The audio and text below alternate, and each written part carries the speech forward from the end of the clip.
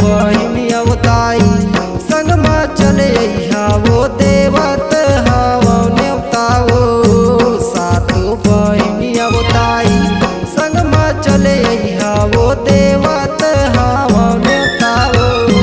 रही के उपास होताई देवता नेवताओ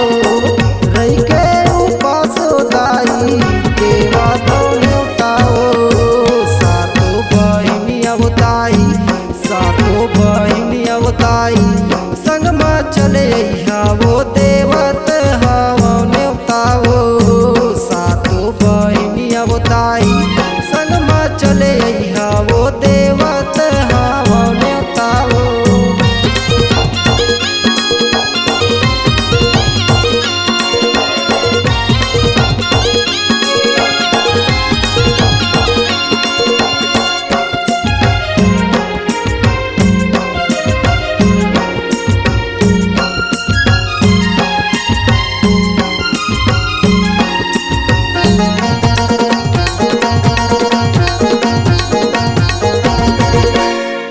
गैया के गोबर से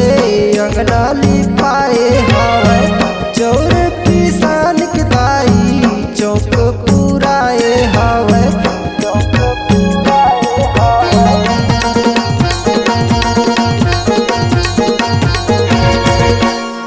गैया के गोबर से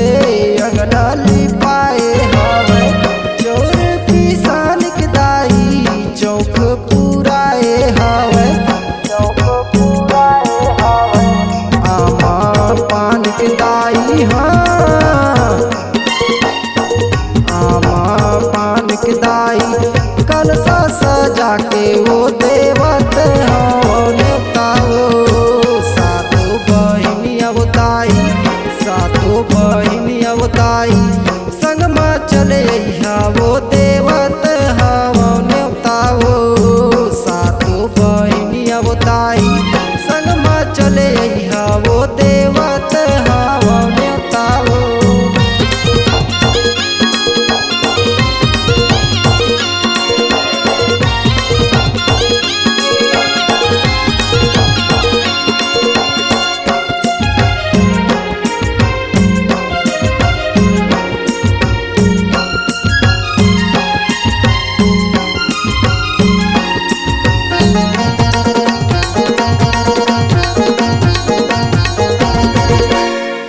लाली रंग चुनरी वदाई तोर पर लाए हवे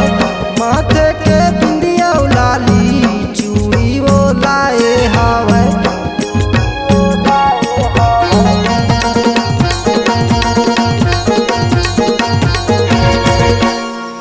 लाली रंग चुनरी वदाई तोर पर लाए हवे माथे के बिंदिया लाली चूड़ी वो लाए हवे पूजा के थाली दाई हाँ पूजा के थाली और फूल माला सजा के वो देवत हवा नेवताओ सातो बहिन अवताई सातो बहिन अवताई संगमा चले वो देवत हवा नेवताओ सातो बहिन अवताई संगमा चले वो देवत हवा नेवताओ।